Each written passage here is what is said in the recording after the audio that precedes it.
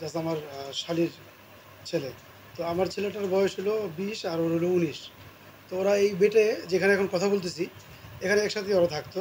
এখানে থাকতো, পাশাপাশি কাজ শিখতো, পড়াশোনা করতো। কোরআনে হাফেজ ছিল। তো যেদিন প্রোগ্রামে গেছে শুক্রবার দিন, তো ওদিন আমি জুম্মার নামাজ পড়ে আসছি, ও নামাজ পড়ে আসছে আমার সাথে। নামাজ পড়ার পরে তো আমি কিছু খাবার কিনে নিয়ে আসছি, বাড়িতে খাইছে। আর ওদিন খাবার খাইছে খুব কম। তো আমার বললো যে, ফুপা আমি একটু বাইরে যাবো। আমি বললাম আজকে যেও না, আজকে চারিদিকে একটু গ্যাঞ্জাম চলতেছে। ও বললো যে না, সমস্যা নেই, একটা হাসি দিল যে কিচ্ছু হবে না, যাবো আর আসবো। তো আমি টয়লেটে গেছি, বের হয়ে আর ওর পাইনি, চলে গেছে। তারপরে ও চলে গেছে, তো আমিও চলে গেলাম, আমার ছেলেটাও চলে গেছে, ওদিকে সবাই। এর ঘন্টা, সম্ভবত 1.5 ঘন্টা পরে আমার কাছে একটা ফোন আসছে।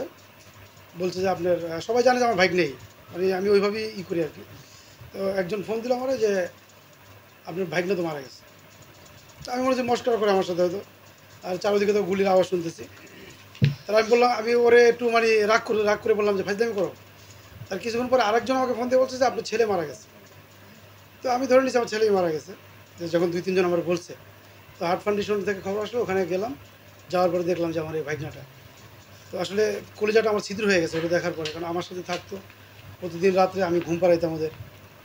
একটু মোবাইল, অনেক বাচ্চারা তো মোবাইল টোবাইল দেখে, দেখলে আমি এসে বলতাম যে বন্ধ করে এখন ঘুমিয়ে যাও। ঘুমিয়ে যেত। খুব শান্ত ছিল ছেলেটা আর কি, খুবই শান্ত ছিল। এবং মেধা খুব ভালো ছিল, ব্রেন খুবই ভালো ছিল, কোরআনে হাফেজ ছিল। এর সম্ভবত বছর দুয়েক আগেই মসজিদে তারাবি নামাজও পড়াইছে। তারাবি পড়াইছে, ওর পিছিয়ে আমরা নামাজও পড়ছি। তো আসলে এই কষ্ট আসলে এটা বইলে শেষ করা যাবে না। ওর যে গুলিটা লাগছে, আমি দেখছি ওরে, সবচেয়ে বেশি কষ্ট হয়েছে ওর যে নিয়ে গেছি লাশটা। তখন তো আমাদের কোনো অ্যাম্বুলেন্স পর্যন্ত দিতে চাইতেছে না। তো ওদিন আমরা নিয়ে গেছি রাত্রে। তো আমি হয়তো যুদ্ধের সময়, আমার জন্মটা হয় নাই,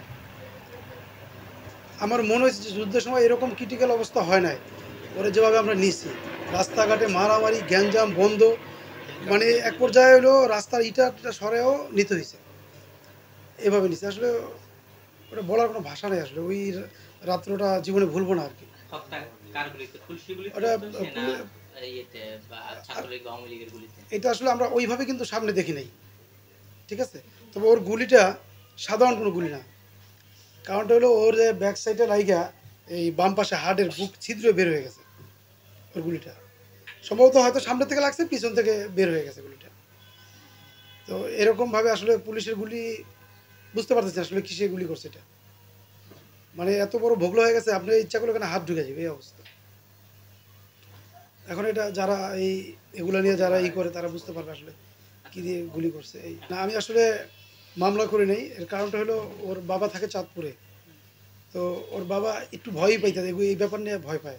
কারণ লাশটা নেওয়ার পরে ওইখান থেকে আওয়ামী লীগের কিছু লোকজন অনেক ঝামেলা করছে যেদিন আমরা লাশটা নিয়ে গেছি।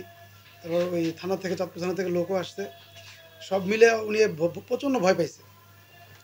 তো ওইখানে মামলাটা করা না, তো এইখান থেকে আমারও করার কথা ছিল। ওর নাম হলো সাজ্জাদ। সাজ্জাদ হোসেন, আমরা ডাকে সাবদির নামে ডাকতো সবাই। বয়স 19 বছর, এই 2-1 মাস কম বেশি হতে পারে।